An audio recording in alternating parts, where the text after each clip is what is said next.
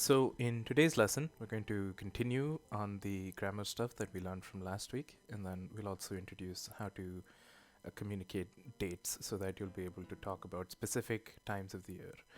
You'll also be able to give some inexact references to things such as this year, next year, last month, things like that.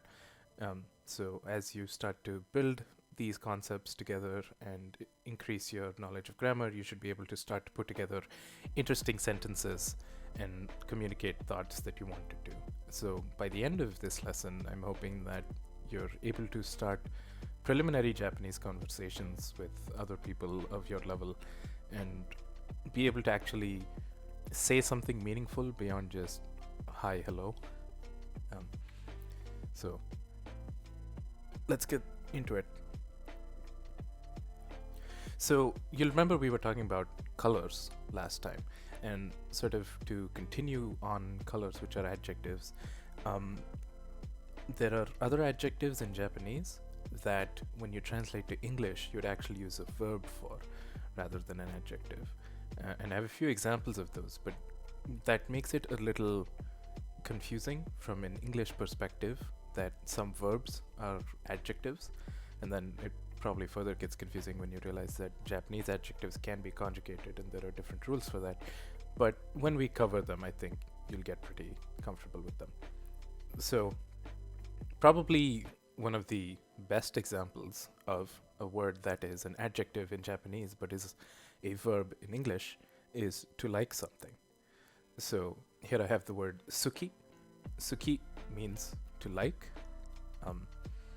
So it's an adjective in Japanese.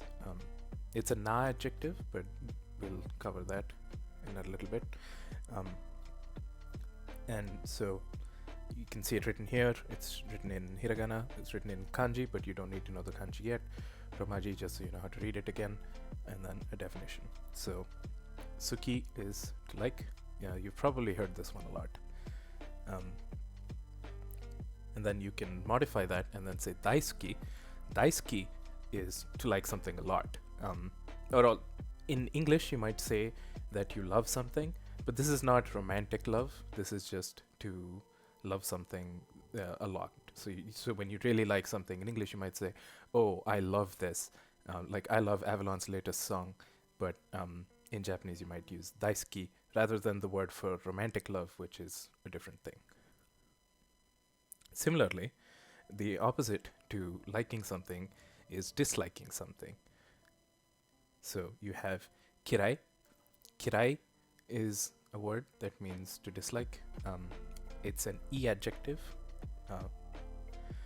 So it's not like suki. Oh, sorry, no, this is also an adjective, my bad. So this is also an adjective. We'll cover what those are, although I think we might have already. So again, you don't need to know the kanji for it, and basically it's just the opposite of suki. And then just like you might have suki, daisuki, you have kirai and daikirai, something that you dislike a lot or you hate. So a couple of adjectives that we're going to start using in sentences so that you can start to see how words that are verbs in English are going to be used as adjectives in Japanese. So here we have an example sentence, and let's break it down. So again, we're going to continue talking about colors. So you might remember this from last lesson. Nani iro ga suki desu ka? And I haven't given you the translation yet. I want you to start to apply the knowledge that you have and try and see if you can remember what this sentence should mean. You can maybe even post it in chat if you think you know what it means, and then the response from someone might be ao ga daisuki desu. And then I have it here in kanji, but you don't need to care about it. The main reason I'm giving you the kanji now is because it helps when you see certain sentences to recognize certain patterns, and then you might be able to retain the vocabulary just because the kanji patterns help you remember these patterns. So translation is what color do you like, and then I like blue a lot. And one thing I want you to notice is if you see the color coding here, like a lot, sort of splitting this up, this is something that happens because English is a verb, and then this becomes sort of like an adverb. But in Japanese, it's just an adjective. So again, rather than think of the one-to-one mapping of English to Japanese and trying to do a literal translation, I'm always going to recommend to translate it to English that sounds the most natural. That's probably your best bet. It's going to also give you an opportunity to sort of convey the feel and the tone of what somebody is saying much better, and that's an important thing as well. So suki and kirai are both na adjectives, and I think I'd mentioned this in the last lesson. So you have e adjectives, which are true adjectives, and na adjectives, which are nominal adjectives. Those are linguistic terms. For our purposes, it's just important to know that e adjectives will end with an e, and na adjectives can end in an e, but generally will end in some other sound. There's not many examples of na adjectives that end in e, so kirai, kirei, those are probably the most common ones. Kirai, not like something, kirei, something pretty. Most of the others should be e adjectives, and I'll have examples of those coming forward. So you know how to say suki, and you know how to say kirai. Sometimes though, you don't want to say that you dislike something. If you don't like it, you just want to say I don't like it, which is a different meaning. So the way to do that is you take the adjective that you had and you add this to it. So this is janai. So if you don't like something, you can say suki janai, and that would mean not a this, or in this case, because it's a verb in English, you don't like it. So here is the sentence where you have watashi ga suki desu ka, which is do you like me? And the extremely sad response that you get is kirai janai desu, which is I don't dislike you. So I've been told that this is how you will be rejected in Japanese. If you ask someone if they like you, they won't say I dislike you. They'll say, well, I don't dislike you, but they won't also tell you that I don't like you. So it's a little sad sentence, but hopefully a good demonstration of the concept here, which is you had the adjective kirai, you added janai, and you've negated it to kirai janai. And then here is the translation. Do you like me? I don't dislike you. So we talked about na adjectives. Here are a few e adjectives. So you have hoshi, which is to want something, and notice it ends in an e at the end. It's probably going to be clearer to see with the kanji forms that they end in an e, and hoshi is when you want something. Another example of an adjective in Japanese that is a verb in English.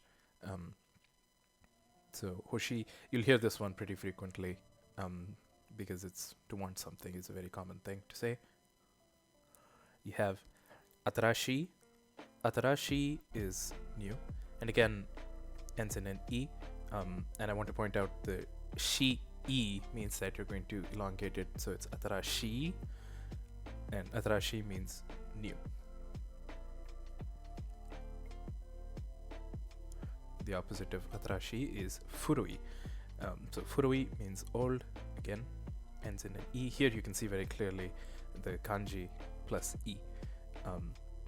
So this is a very good example of an e adjective.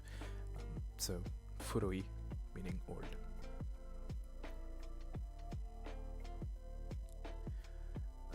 Talking about the weather now, you have atsui. Atsui means hot. So it can describe the weather, but it can also describe something that's hot to touch. So if you have a cup of coffee and it's really hot, you touch it and be like, ah, atsui. That's a pretty natural thing that you might say.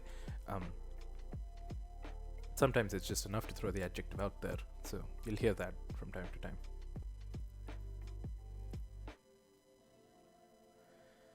Cold is split based on whether you're talking about the weather or you're talking about whether it's cold to touch. So if you're talking about the weather, then you say samui. Again, e adjective, kanji plus e. Samui is cold weather, and that is different from tsumetai. Tsumetai is something that's cold to touch. So you have samui for cold weather and tsumetai for something that's cold like ice. We have an adjective that should seem very familiar to you, kawaii. I do have the kanji version, but I've seen the hiragana version is used more commonly when typing. So I think it's probably normal for people to use the hiragana version at this point. Kawaii, again, 2 E's. So kawaii, stretch it out. And kawaii is cute. You don't want to mix that up with kawaii. Kawaii is scary, but it can also describe yourself when you're scared. So something that's scary is kawaii, but also being afraid is kawaii. So it can be used to describe that feeling of being afraid, whether you're describing something that scares you or something that you are feeling yourself about the situation. So don't mix it up with kawaii, ka-wai. So 2 points of differences. This is an a sound and then this elongated e versus kawaii, which is o, and then I with no elongated e. Here's how you can negate an e adjective. So you drop the e from the end of the word and then you add this kunai, and it has the same meaning as before, where with a na adjective you add janai. Here you drop the e and add kunai. So, and I have an example coming up to show you exactly how you would do that. So you have samui meaning cold weather, so cold. So remove the e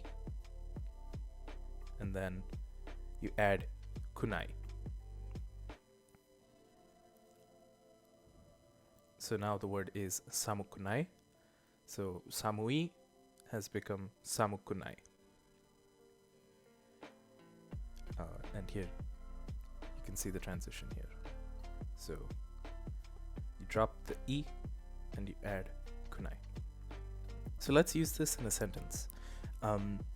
So the sentence I have here is inu ga hoshii desu ka? And the response is hoshikunai, neko ga hoshii desu.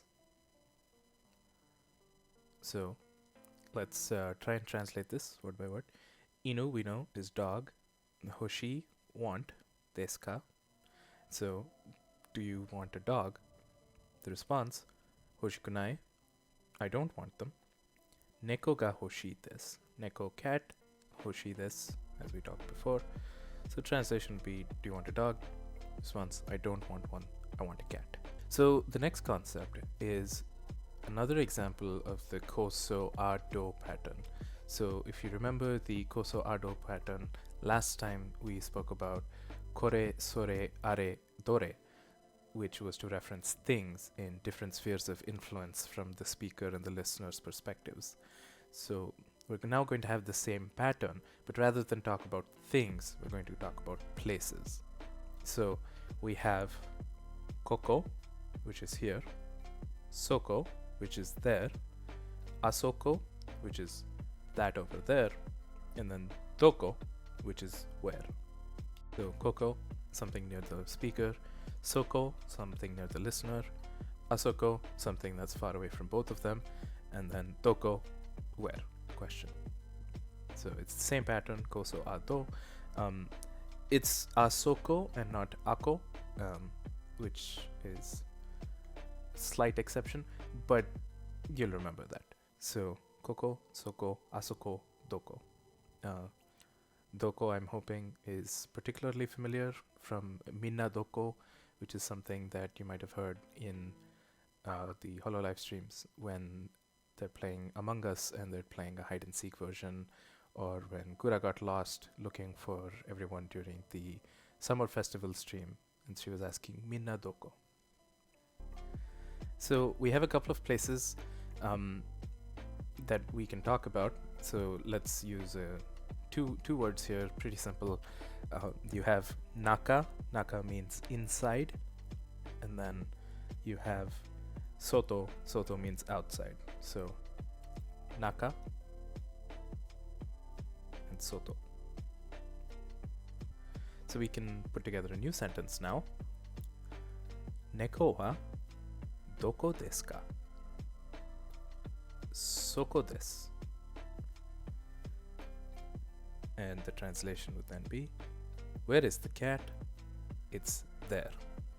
We can have another sentence now, and then this one is going to combine the concepts that we've put together using adjectives from before along with places to make a sentence that is starting to become useful. So, doko ga oishii desu ka? So I didn't tell you what oishii means. Oishii is an e adjective that means delicious or tasty. So, doko ga oishii desu ka? And then the response, this is katakana, so I don't expect you to be able to read it, but it says, Makudonarudo ga oishii desu.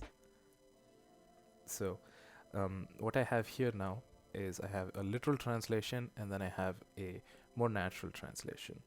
So the literal translation is, where is tasty? And the response is, McDonald's is tasty. But a probably more natural response would be, more natural translation would be, where is a good spot to eat? And the response is, McDonald's is good.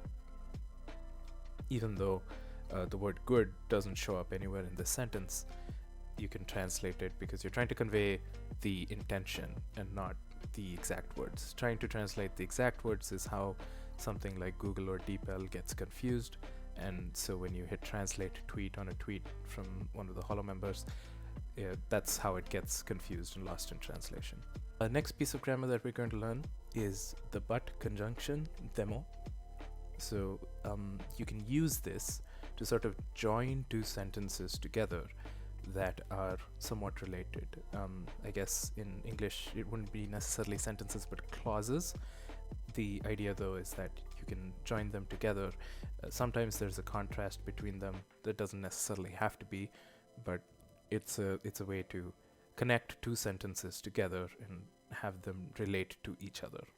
So the way you would do that is you have a sentence, demo, and your second sentence. So here's the sentence. Inu ga suki desu, demo neko wa kirai desu. I like dogs, but I don't like cats. So you can see how demo is connecting the two sentences that are related to each other and bringing the contrast out. One thing I want to point out is the subject marker inu ga suki desu, but then the topic marker demo neko wa kirai desu. This is something that's going to come up.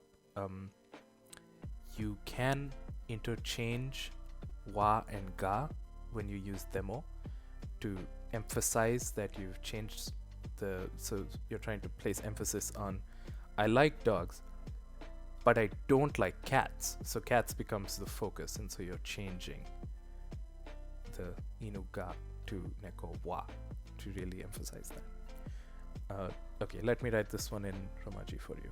So it is inu ga suki desu. And then this one would be demo neko wa kirai desu.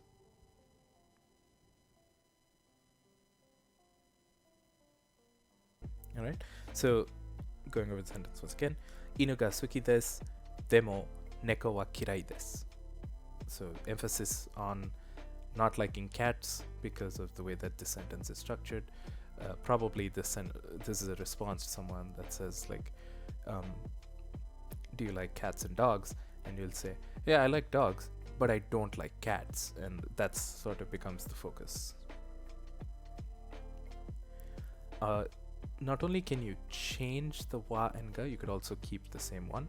So you have this sentence here, watashi wa, and then hopefully you remember ages, 15 sai desu. Demo, o nii-san wa 16 sai desu. So I haven't told you this, but I assume you know this. Oni-san is older brother.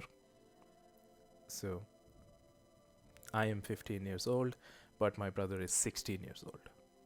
But the main point here is that this wa doesn't have to change,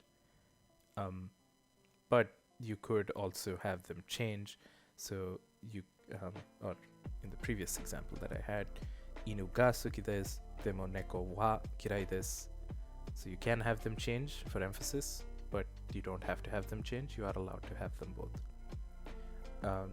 And then probably something that I mentioned in the last lesson but didn't give you an example of is that you can have wa and ga in the same sentence. So wa being the topic marker and ga being the subject marker, it's possible to have both a topic for the whole conversation and then a subject for that sentence being established at the same time. And so here's an example I have, which is watashi no tomodachi wa Pokemon ga suki desu.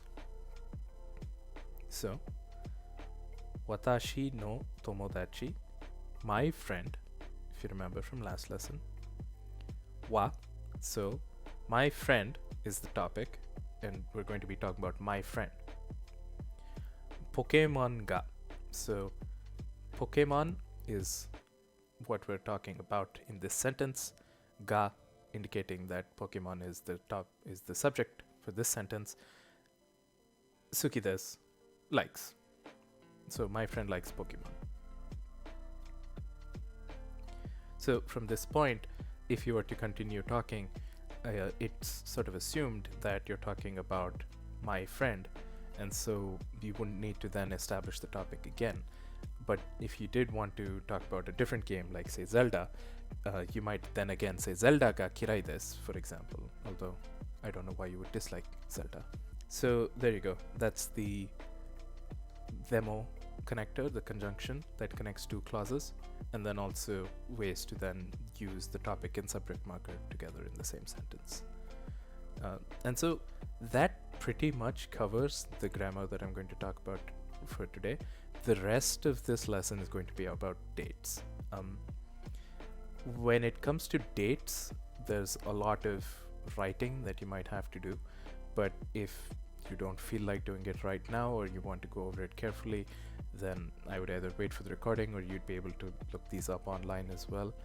That makes it a lot easier. So you can either pause the recording to write these all down later, or you can look them up later. So we'll start with dates. Probably the most important thing is going to be this one here, itsu. Itsu means when, so it's a question word. And it's just a generic when, so the response can be anything. It can be extremely specific, it can be very generic and broad. That's up to how the person who's listening responds.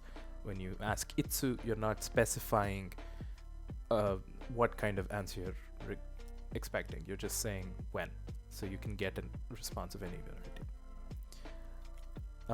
If you wanted a more specific question, you might ask nangatsu. So nan is nani. Again, you might see this from the kanji if you remember it. And then gatsu is month, which uses the kanji for moon. Don't worry about the kanji. It's just a nice thing that happens because you'll start to see the pattern. Anyway, nangatsu, what month? So if you had a more specific question that you wanted an answer for, so what month is something, rather than say itsu and then get a response that you weren't hoping for, you can ask a more targeted question and say nangatsu, and then you're asking what month. Similarly, you could ask nan nichi, and that's asking what day. Specifically, you're asking what day of the month, so you're not asking what day of the week. So this would be the date part, the day specifically. So for example, for me it's July 7th. I don't know what time it is in your time zone, so July 7th would then mean that the day of the month is the 7th.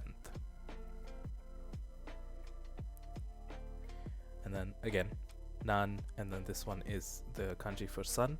So, but it's also the kanji for day. So, what day? Makes things pretty simple. And then we have 3 words, probably very important to know. We have kyo. Kyo is today. I'll write this one in Romaji. Kyo. You have ashita, which is tomorrow. So ashita. And then you have kino, which is yesterday. Kino. So itsu, when, nangatsu, what month, nan nichi, what day, kyo, ashita, kino are today, tomorrow, yesterday. And then I could talk about these kanjis. This one sort of means now, this one means the next one, and this one means the previous one. And these all mean day again. So hopefully the pictures are starting to make sense as you put them together. You don't need to know them, but they're going to be helpful.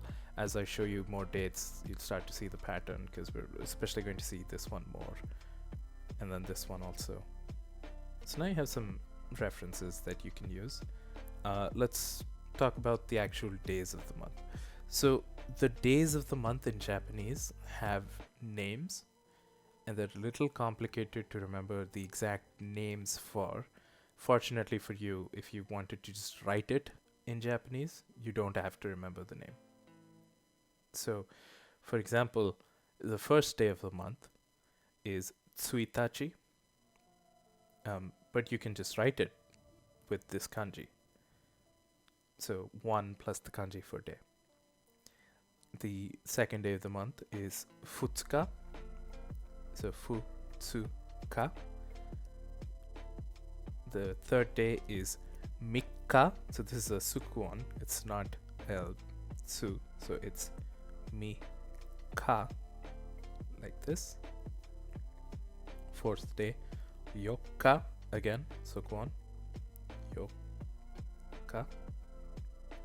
Fifth day is Itsuka. Sixth day is Muika. Seventh day is Nanoka. Eighth day is Yoka. Ninth day is Kokonoka. And 10th day is Toka.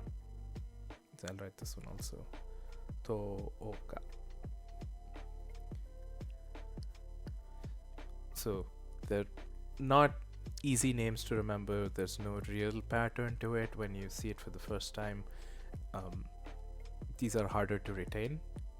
But one lucky thing is, you probably noticed, when you write them using kanji, it makes it extremely simple for you.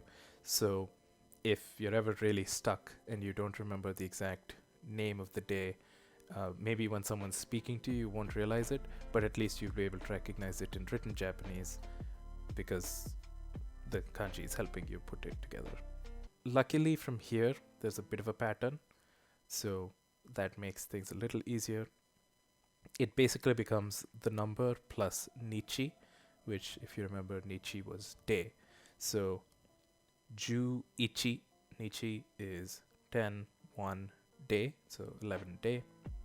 Then Ju-ni nichi, Ju-san nichi, Ju-yokka, so it's not Ju-yon nichi, it's still yokka from before. Ju-go nichi, Ju-roku nichi, Ju-shichi nichi. So if you remember, 7 could be nana or shichi. Here's a place where it is shichi and not nana. Ju-hachi nichi, Ju-ku nichi, again ku, not q. And then 20th is Hatsuka. Hatsuka, sort of similar to Hatachi when I talked about earlier when talking about ages. That's sort of where the name comes from. So it's similar to Hatachi, Hatsuka. And again, the kanji version's really simple. Yeah, Pug, you're right. The kanji does make it simpler. It's actually going to be sort of a cheat code when you're writing dates down. By knowing the kanji for year, month, and day, you can basically not have to remember what their names are when you're writing them down, because your keyboard, you can type in the kanji without actually knowing the name of the actual day by typing in the number and then just the kanji. So you could type in Nichi, for example, or even Hi, which is another reading for it, and get the kanji that way, which is actually how I typed these all in rather than typing in their names. That said, in conversation, it is going to be extremely important to know the dates, especially, let's say, if you're watching a Holo live stream and one of the JP girls is trying to talk about a release date for something, or a day that a particular thing is going to happen. If they mention a date and it happens to be from one of these first 10, knowing these names is going to be able to help you understand what they're talking about, because in spoken conversation, you're not going to be able to have the kanji to help you distinguish it. Luckily, the next 10 that we talked about, because it's the number followed by Nichi, it's a lot easier for you to pick up. Hatsuka is a special case, just like the previous ones that you have to remember, but I'm hoping by attaching the connotation to Hatachi, you're able to remember that sort of 20. And then finally, we have 21 to 31. Not every month has these, but when they do have them, you'll be able to use them. So again, just the number Ju Nichi, Juichi Nichi, Niju Nichi, Niju San Nichi, and so on. Again, it's Niju Yokka. Again, it's Shichi Nichi and Kunichi here. But you know, this Yokka is consistent. The 4th, the 14th, and the 24th all end in Yokka, so at least that's helpful for you. And then it's also Shichinichi when it's the 17th and 27th, although annoyingly the 7th is Nanoka, so it's a special name, you know. And then yeah, 30 and 31 again, Sanju Nichi and Sanju Ichi Nichi. So number plus Nichi will get you most of the dates, and you just have to learn sort of like 12 special names and you're fine. So here's a sentence that you might be able to form. So you could ask, Kyou wa nannichi desu ka? So kyou was today. So kyou wa, today, speaking about today. Nannichi, what day of the month, desu ka, is it? And then I have the color coordinated sort of parts of that here. So what day of the month is today? Kyou wa nannichi desu ka? And again, I'll repeat something from I might have said in the first lesson, which is if you're speaking it, actually say it out loud, not just in your head. It'll improve your pronunciation a lot as you start to develop a sort of feel for what Japanese is in your mouth. A lot of the trick to doing accents is understanding where you place certain sounds in your mouth. So the way to start to sound more natural is to say things out loud and then notice how it's slightly different for the listeners and try to mimic them. Okay, so here's another short 2-sentence conversation that we can start to put together. So again, I'm using katakana just because it seemed probably the sentence was nice. So you have party wa itsu desu ka? So itsu was when, party is party. So speaking about the party, when is it? And the response, 21 nichi. So we know that 21 is 21, and then we know that nichi is day, so that makes it the 21st. So when is the party? On the 21st. And then yeah, that becomes blatantly obvious once you use the kanji here. So part of why I included it, even though it's not necessarily something that I need you to know how to write right now or how to read right now, it's just by seeing this picture, it's already starting to enter into your head. And so when we actually do learn kanji, this might be one of the first that you recall because you're seeing it so much, even though you're not learning it right now. So we can talk about the months. The months are pretty simple. It's just number plus gatsu. So ichigatsu, nigatsu, sangatsu, shigatsu, not yongatsu, gogatsu, rokugatsu, shichigatsu, hachigatsu, kugatsu, jugatsu, ju-ichigatsu, ju-nichigatsu. And yeah, just paying attention again, you're using shi, shichi, and ku, and not yon, nana, and kyu. It's just a thing that happens with dates. For now, that's sort of the way to remember it. Actually, this is ju-nigatsu. I have a typo here. So another katakana sentence, but it's a really useful word because it's probably going to come up. So, Christmas wa itsu desu ka? So this is Christmas. In katakana, Christmas. Christmas wa itsu desu ka? When is Christmas? 12月です. So we know 12 is 12, and we know gatsu is month. So 12th month, December. So when is Christmas? In December. And again, in the kanji version, very easy to see. I have one more sentence, and here in this sentence I'm going to combine the knowledge of the month and the day of the month. So we have Kodomo no hi, which is Children's Day. Kodomo means child, hi meaning day, as I mentioned before. So Kodomo no hi wa itsu desu ka? When is Children's Day? And the response is 5月 itsuka desu. So 5月 is 5 month, so that's easy. That's the 5th month, so that becomes May. Itsuka is one of those special names that we just have to remember. Itsuka is the 5th, so the 5th of May. So when is Children's Day? On May 5th. And again, in the kanji version, really easy to see that. This would be 5th month, 5th day, so May 5th. Itsuka just means it's the 5th, so I'll just quickly go back here. We had special names for the first sort of 10 days of the month. So here we have Itsuka is the 5th. Gogatsu is the part that tells you that it's May. Itsuka just tells you it's the 5th. So if the question was just, over here, Kodomo no hi wa itsu desu ka? And the response was just itsuka desu, then they're just saying it's on the 5th, and then you sort of have to assume what month it is. And then probably that'll help you. What might help you to remember this pattern is the anime Sangatsu no Ryan. You now have enough Japanese knowledge to understand that title fully. So Sangatsu is March. No was the possessive particle. So Sangatsu no, and then lion is just katakana. So it's the Lion of March. So you have the ability to talk about things that occur in the future and things that are occurring right now by saying this.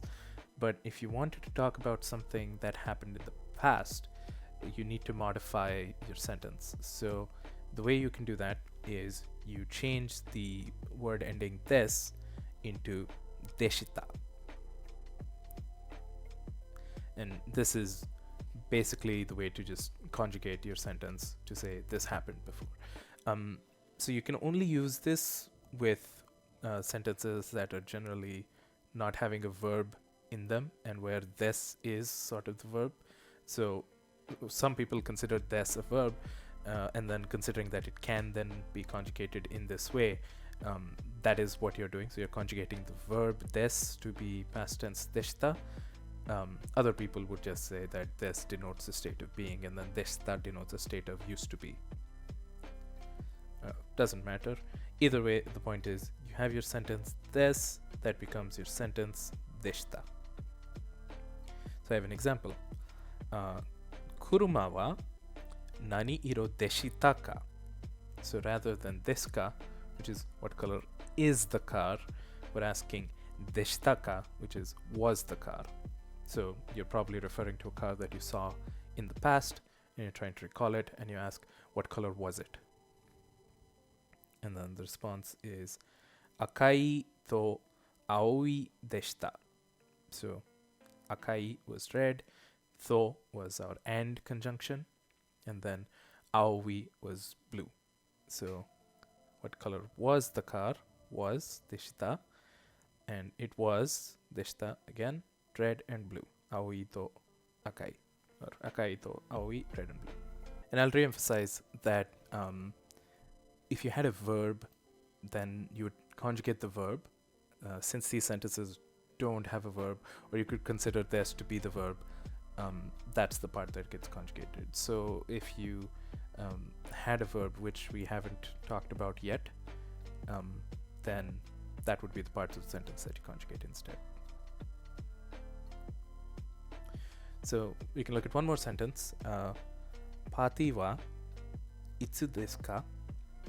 So you're asking, when is the party? And the implication here, since you've asked desu ka, is that it's going to be sometime now or in the future. But the response you get was that hatsuka deshita. So you ask, when is the party? But the response is, it was on the 20th, so you missed it. So we've talked about the days of the month, but realistically, you're probably going to want to use these more often. These are the days of the week. The days of the week, there is a pattern to them, and I'll go into that.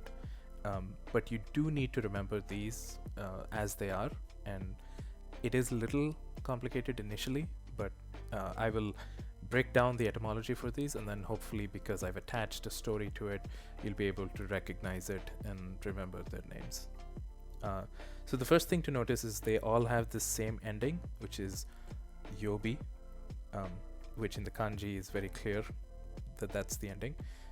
And in fact, what day is nan-yobi?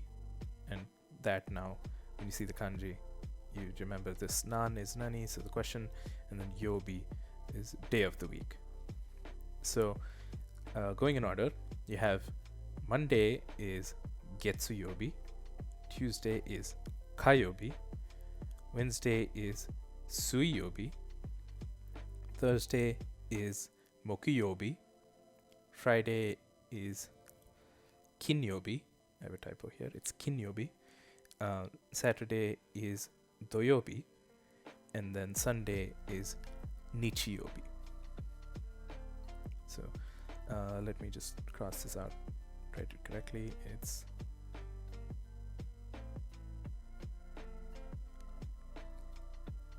kinyobi. And so yeah, the trick is it ends with yobi every time, and all you have to remember is the beginning part, which they all have their own unique kanji. Monday uses the moon kanji, and Sunday uses the sun kanji. So that part's pretty simple. The remaining 5 days use the 5 elements from Chinese, I guess, culture. So you have fire, water, wood, metal, and earth. And there's a reason that it's these 5 elements, and that's because you have the planets that were visible with the naked eye were named after the 5 elements.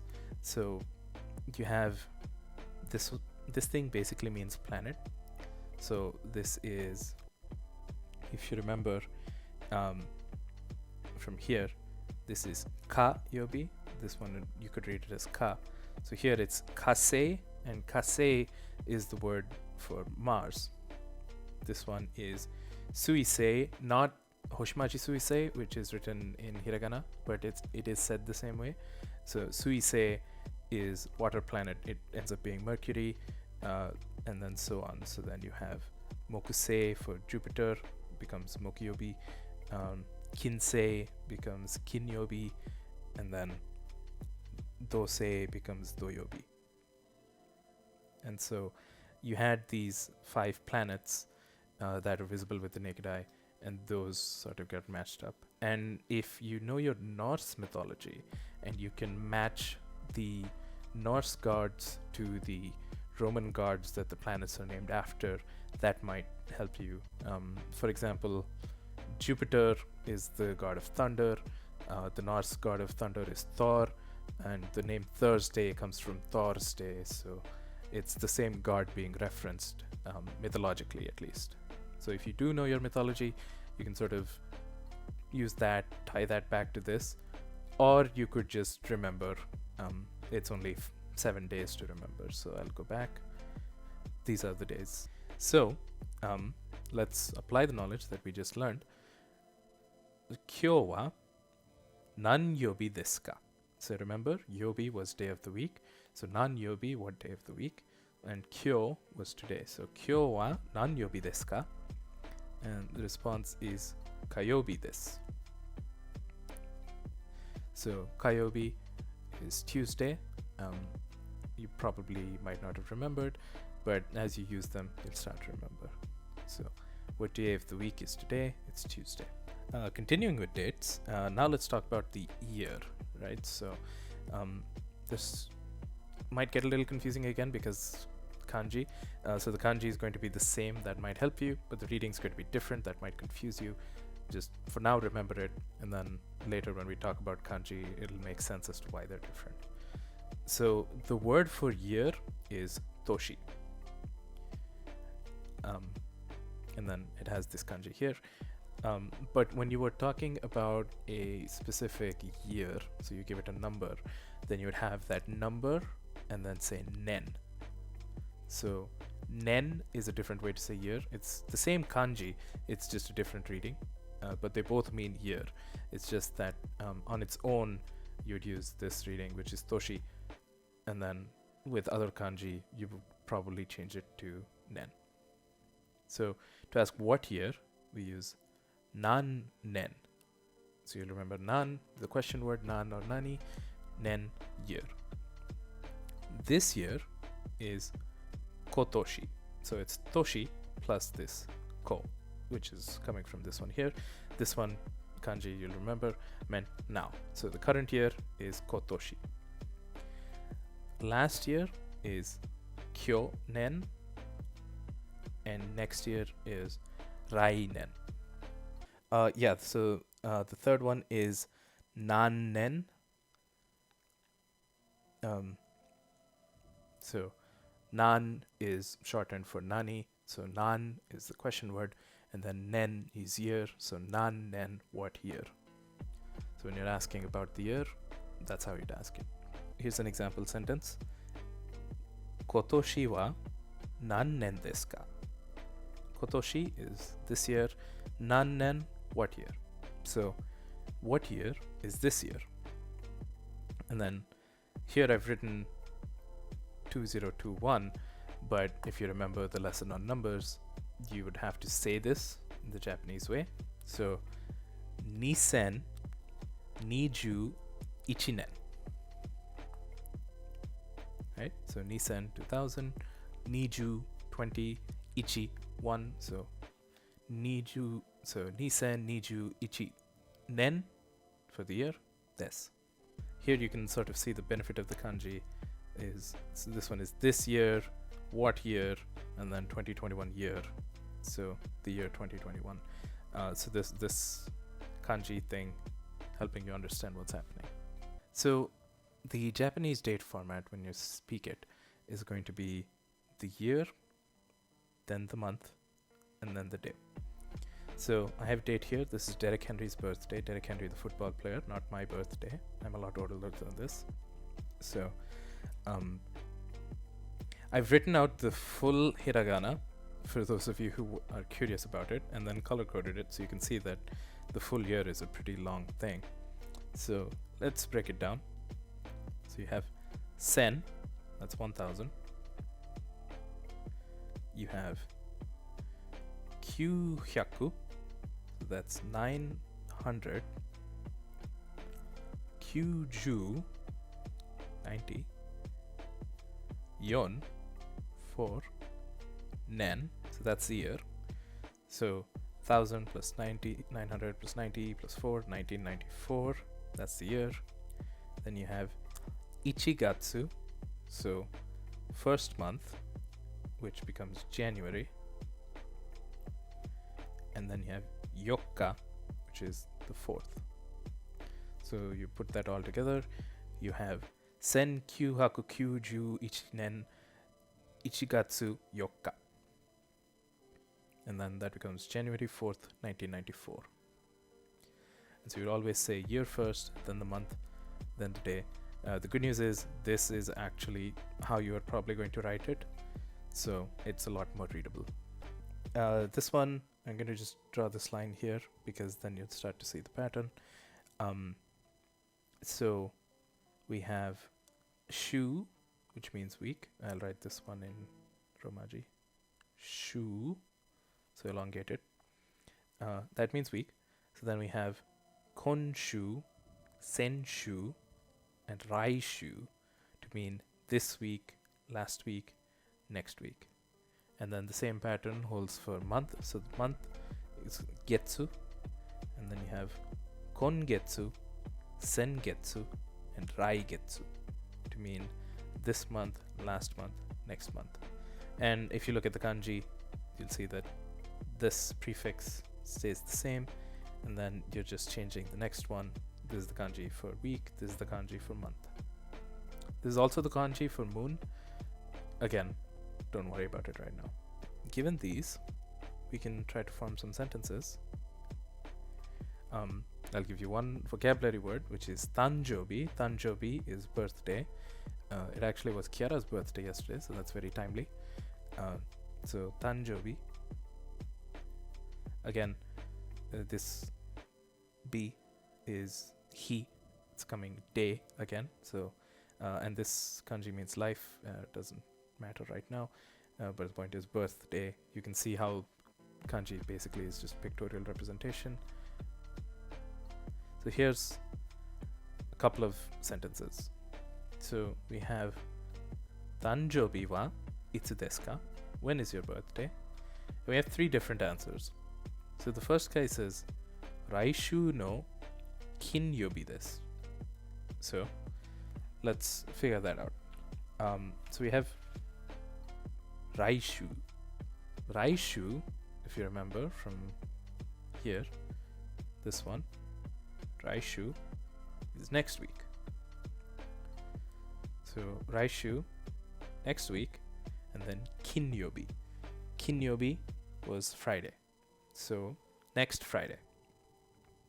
We go to the next one. Next one says Konshu no mokuyobi desu. Konshu is this week, and mokuyobi is Thursday. So this Thursday. And then finally we have Senshu no suiyobi desu. Senshu, last week. Suiyobi, Tuesday. But instead of this, it's changed to deshita because it was last week, so it's already happened. And here you have the translation. So, Raishu no kinyobi, you can just shorten that in English to next Friday. Konshu no mokuyobi, and Senshu no suiyobi deshita. Next lesson, we're going to talk about some more grammar. Then we'll also talk about how to count things. Japanese has infamously a few different ways to count things depending on what you're counting.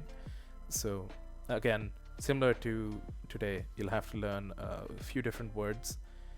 And then finally we'll talk about how to refer to time. So rather than just having the date, you might even be able to talk about the hours and minutes in the day. Thanks for coming again, everyone. This recording will also be on YouTube, so hopefully if you need to go over anything, just rewind to the relevant parts and pause the screen, so that way you can write things down. This information should also be available on the internet. I'll try to put some useful links in the description if I can find any.